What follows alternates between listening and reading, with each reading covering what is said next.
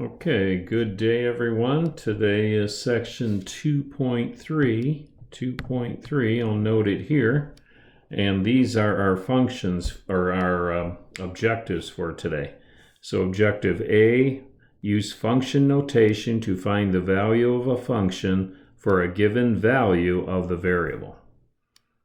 Objective B, use graphs to visualize the relationship between a function and a variable using graphs, okay, and then C is use function notation in formulas. All right, so those are our functions or our objectives. Second time I made that same mistake. And let's go on to some examples. All right, our first example, remember I'm getting these from the practice problems in each of our sections, and on page 177, we're doing practice problem 1. Okay, if you want to follow along. And this is problem with our objective A, which is to use function notation to find the value of a function for a given value of the variable. All right, so what this means is I'm going to evaluate my function that f of x equals 8x. And remember, all our values that generate f of x is going to be equal to y when we are graphing them. All right, so f of x and y mean the same thing, and I'm sure you've heard it that way before. Here's our x, so whatever I plug in for x, when I calculate it by multiplying it by 8, it's going to give me what y equals. Okay? For right now, they want us to just evaluate these. So first of all, I've got f of 0. So what this means is 0. When 0 equals x, what is y going to be? So all I do is take my function. I could say y equals, if I wanted to call that y, 8 times x, and x they're telling us to put in 0 for it. So when x equals 0, y is going to be 0, because 8 times 0 is 0. So I'm left with y equals 0. Okay, so that would be the answer for A. This is A. B, C. All right, so that's my value for A. And let's try and squeeze in here my value for, well, I guess I could do that, f of 5, and that's telling me I'm going to substitute 5 for x. So I know that f of x equals 8x, that's the function, and now they want me to put in 5 for the x here. So that means this f of x is going to be 8 times 5. And 8 times 5 is 40. So f of x equals 40 when x equals 5. All right, and one more. Let me erase something. All right, the third one here is same function, 8 times x, but now what is f of 10.5? And again, I'm just plugging in 10.5 for that x. 8 times 10.5. And that looks like it's going to equal 84. And that's all there is to this idea of function notation. Just saves us a little bit of time by writing it out this way. All right, our next example coming right up. All right, in this example, which isn't really an example according to the book, but it follows objective B, where we're using our graphs to interpret functional notation. But here's the function here, when f of x equals 7.5x. And then I can pick a couple of points here to graph this. So for example, I could say, well, if x is 0, so I could write it in function notation to say f of 0, what does f of 0 equal? and f of 0, plugging in 0 for the x here gives me 7.5 times 0, which is 0. So that means when x is 0, y is also 0. So let me change a color here. Let's do this. And here's that point, 0, 0. And then I'm going to take another example. I'm going to say if x is 20, then I would substitute 20 for the x here and bring this out this way, and it would be 7.5 times 20. Okay, and that comes out to 150. So when x is 20, and I'm going to get 150 as a result, that'll go up to approximately here. That's my second point. 20 is my ordered pair, 20 and 150. If I follow this over this way, that value is 150. If I connect the points, the dots, if you will, then I'm going to have something like this. And again, I can interpret this graphically by saying when x is 20, what is y? Following along, it's 150. When x is 10, what would it be?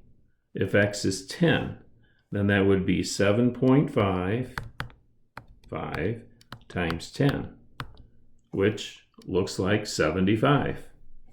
75, when x is 10, y is 75, so here's that point changes. Okay, and it could be right, should be right on the line. All those are solutions to this equation. All right, so that's what they're talking about graphically using function notation. Let's go on to objective C. All right, here is example 2. We really didn't have an example in objective B. So this is about using function notation in a variety of ways.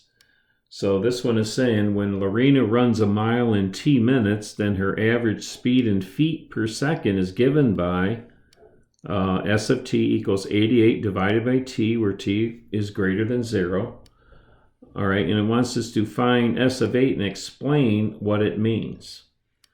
All right, so let's look over that story problem again. It says when Lorena runs a mile in t minutes, then her average speed in feet per second is given by s of t equals 88 divided by t, where t is greater than 0. All right, so if I plug in then, this says find s of 8 and explain what it means. All right, so if I've got f of 8 equals what? Given the function of s of t equals 88 divided by t. That's our function. Okay, and so then her average speed in feet per second is going to be, and that's what, notice that's what these function names are called. This one gives us a hand to say that it's about these seconds. All right, so let's see. I'm going to plug in for t, and 8 is going to go where t is. So I'm going to calculate this out to be s of t equals 88 divided by 8. And 88 divided by 8 is 11. All right, so they want to know, what does this mean? And what this means is that if we get 11 as our answer, this means that Lorena runs a mile in 8 minutes, and her average speed is 11 feet per second. 11 feet per second, because 88 divided by 8 is 11, and that is the amount that we're talking about. 11 feet per second. Okay, that's what that means. And then I got another one that says find s of 11. Well, if I'm going to s of 11, then I'm going to use the same function that f of 8, this will be f of 11 equals our function, which we said was 88 divided by t. All right, and then if I plug in 11, it'll be 88 divided by 11, which equals 8. And what does that mean? That means Lorena runs a mile in 11 minutes. That's the time. And for an average speed of 8 feet per second. And that's what they're talking about there. Okay, next. All right, here is another problem interpreting what it means. A medication has a half-life of 5 days. If the concentration of the medication in a patient's system is 80 milligrams per milliliter, and the patient stops taking it, then t days later, the concentration will be this function here. Concentration C of t, concentration of the time, equals 80 times 1/2 raised to the t divided by 5. So I have to use this caret here. This thing here is a caret, what we call a caret. It is indicating that it's raised to the power of t over 5. So I could also write that 80 1/2 raised to the t divided by 5. Alternate way of writing the same thing. But my computer doesn't allow for, I don't think anyway, doesn't allow to raise it to the power, so I have to use the caret to indicate that it's raised to the power. All right, nevertheless, this is my function, and then they want us to find each of the following and explain what it means. So for A, C5, that means 80 times 1/2, and it's raised to t is my variable, so the 5 is going to go where the t is. So that gives me 5 over 5, which is 1. So if I calculate that, 5 over 5 is 1. Remember, order of operations, we have to do the parentheses exponents first. So I'm going to have 1/2 raised to the first power is 1/2. 80 times 1. 1/2 raised to the first power is 1/2. All right, and then I'm going to have 80 times 1/2, which is 40. So that means, what does it mean, is what they're asking. After 5 days, the concentration of the medication is 40 milligrams per milliliter. And that's what this is telling us. This is for indicating the time. That's what t means. And our function is c of t, which is labeled here. So the number in the parentheses is going to solve for t in time. Likewise for c of 10. I'm going to plug in 10 for t in that problem, that same problem. So I'm going to have, this one here would be 80 times 1/2 raised to the 10 divided by 5.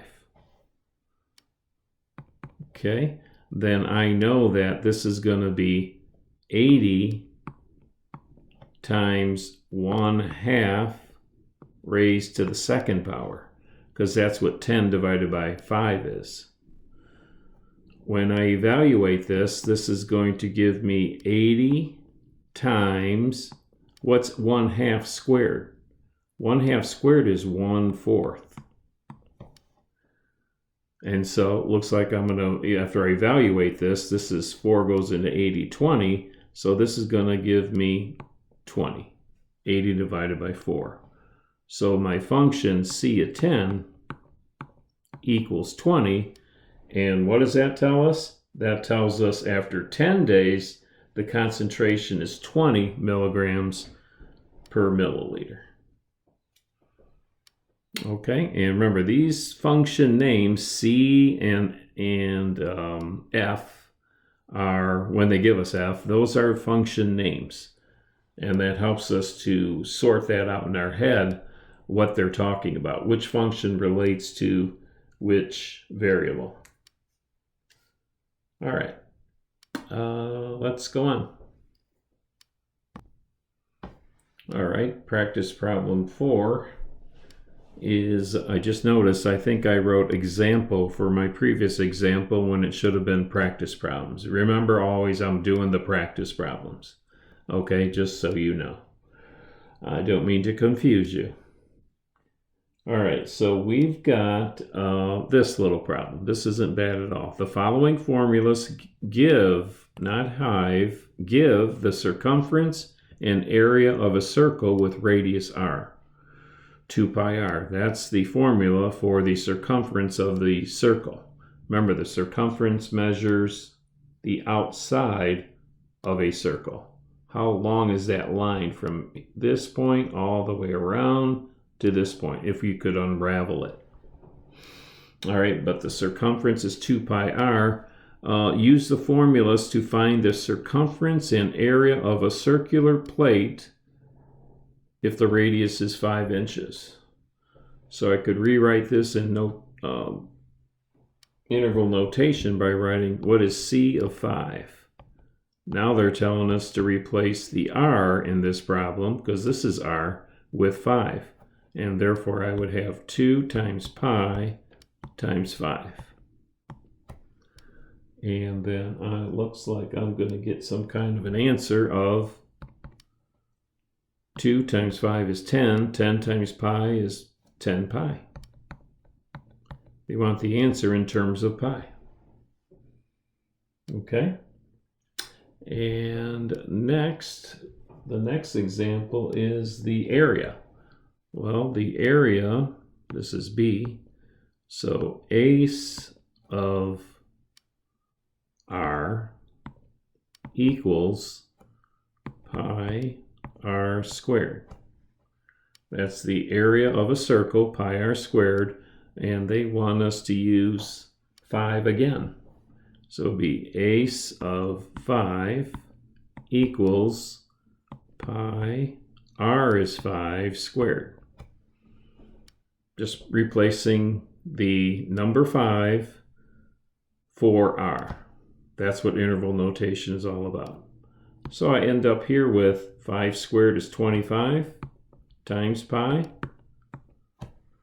25 pi is our answer. Notice the format of my answers. I put the number in front of the symbol pi.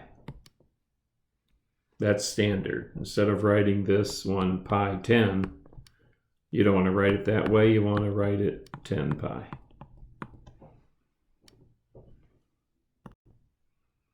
All right, let's check this out. If f of x, I did it again. I'll do the example now. This is not the power, it's example 5. Sorry about that. Example 5 this time. Same concept though. All right, if f of x equals 3x squared plus 2x minus 1, it's saying find f of 0, then what do I have to do? I have to replace the x in the function with 0. So that would give me 3 times 0 squared plus 2 times 0 plus 1. And dealing with zeros really, a lot of fun because anything multiplied to 0 equals 0. So that means this entire first term is wiped out. So is the second, and I'm just left with 1. It equals negative 1. Let me put my negative there because that's what this is left. Okay. So for the first one, when x is 0, y is going to be negative 1. I could actually write that in ordered pair form. And if I was graphing that, then that would come in handy, but it's not. All right, let's find the next one. So let's go to f of 3. So I'm going to say if f of 3 equals, and I'm going to plug in 3 for the x. 3 times 3 squared plus 2 times 3 minus 1.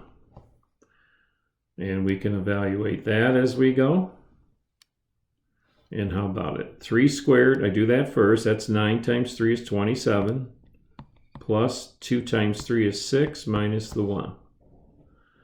So I've got 27 plus 6, which is 33. And 33 minus 1 is 32. So we say f of 3 equals 32. And the last one we'll evaluate when f is f of negative 2. Oh, I've got a negative now involved. So let's jot that down. Let's see if I can move over here. F of x equals 3x squared plus 2x minus 1.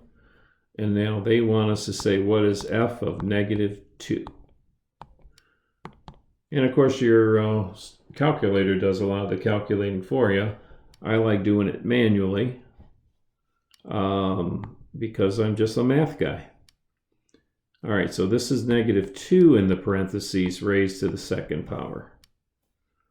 Plus 2 times another negative 2 minus 1. And there I have to evaluate it from here. So I've got negative 2 squared, which is positive 4. 4 times 3 is 12. 2 times negative 2 is negative 4. So it's minus 4 minus 1. 12 minus 4 is 8 minus 1. 8 minus 1 is 7. So f of negative 2 equals positive 7. And we got it. Okay.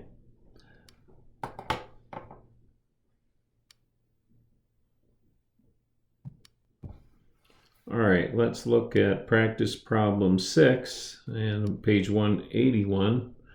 And we have two functions now. One is named f and the other is named g. And we have to find the values of f of 5 and g of 5 and f of 2 and g of negative 2. This f is negative 2. Let me write that.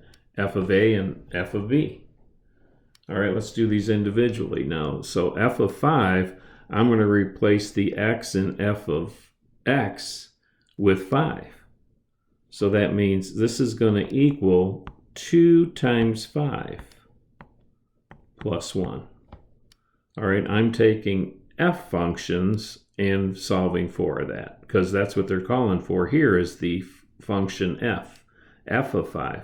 I wouldn't use the value for x in the f function for the g function. It's not the same function. Okay, so whatever I get here, it looks like 11. That's what f of 5 is going to give me for the f function. G of 5, that's related to the g function. So I'm going to write that up to be g of 5 equals x squared minus 3, which would equal 5 squared minus 3, which would give me 25 minus 3, which is 22.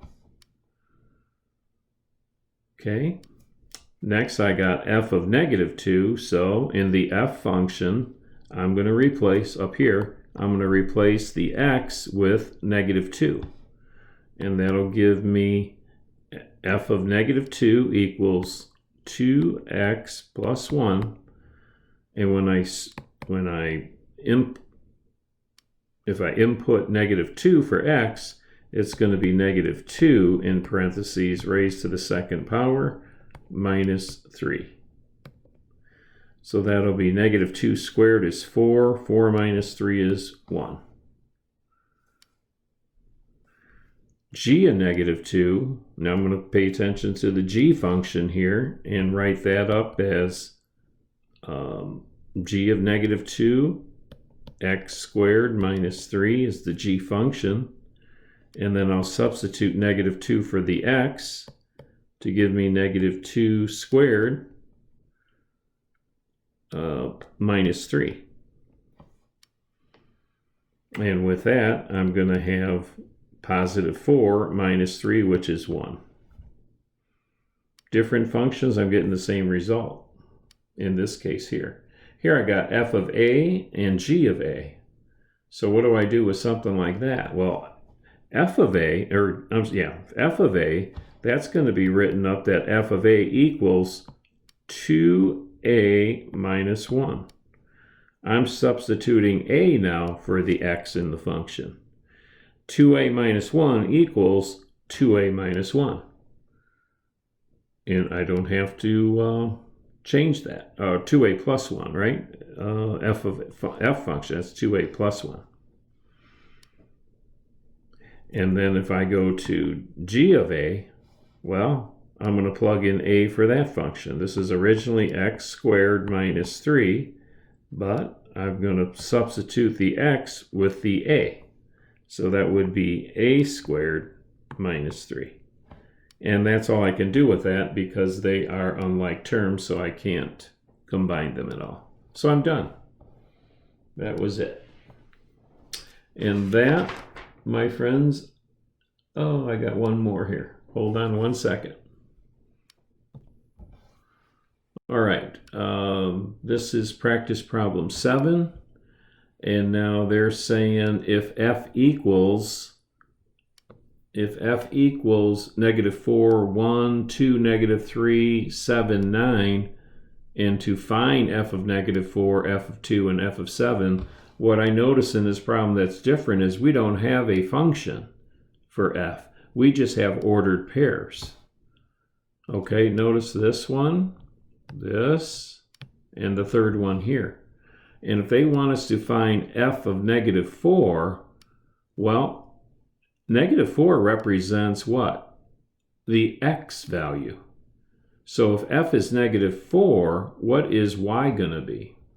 So I would have an ordered pair here. F is -4, and what's y going to be? Well, in our ordered pairs of list here, this is a short one, I've got -4, 1. So that's saying when x is -4, y is 1. And that would go there. That's what f of -4 is. How about f of 2? F of 2 is -3. So f of 2 is -3. And then lastly, f of 7. Given these are ordered pairs, this is all I got to work with. 7 for x, I get 9 for y. And that's all they're looking for that particular example. Kind of like an inside-out way of finding that. Okay, and how about another one in example 8? Indeed. All right, great. Example 8. A very challenging problem for our young minds, perhaps. Let's see if we can, if I can explain this to you well. All right, so we've got practice problem 8. If f of x equals 3x squared and g of x equals 4x plus 1, find f of g of 2. All right, so what does this mean? I've got to figure out first, two-step problem. I got to figure out what g of 2 is first. So g of 2, here's my f function, here's my g function. So if I'm figuring out g of 2, we're talking about the g function. Then I got to replace the x in the g function with 2. All right, so that would give me, with the g function, that would give me 4 times 2 plus 1 equals 9. All right, so g of 2 here equals 9. So now I want to replace this problem with f of 9. Now I can relay this to the f function. All right, so now I'm going to substitute 9 for the x in the f function. All right, and if I do that, it's going to be 3 times 9 squared, and that's all the f function is. So 9 squared is 81, and 81 times 3, what's that going to give me? 243? 81 times 3, 243. And that's what we're looking for as far as our answer goes for A. B works the same way. G of f of 2. Now I first want to figure out what is f of 2. F of 2, here's my f function, so I'm going to substitute 2 in for the x in the f function, which will give me 3 times 2, and that's going to be squared. When I calculate this out, it's going to give me 12. So what am I left with? G of 12 into the g function. And the g function is 4x plus 1. So I'm going to substitute now for the x in the g function 12. And it'll look like this. 4 times 12 plus 1. What was that? 48 plus 1, 49. And that would be our solution for part B. In the future, I think we call that composite functions. Okay. All right, that's it for section 2.3, under 30 minutes. That's pretty good. And any questions on anything other than the homework problems? No, I mean, you can always check with me on the homework problem for sure. And I think you're going to get this fine, I hope. Any questions, always let me know. All right. Until next time, goodbye.